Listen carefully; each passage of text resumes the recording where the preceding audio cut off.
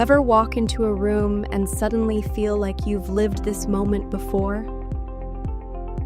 That little instant repeat? That strange flicker of familiarity? That's déjà vu kicking in. It happens when your brain's memory system sends the recall signal before it finishes recording the moment.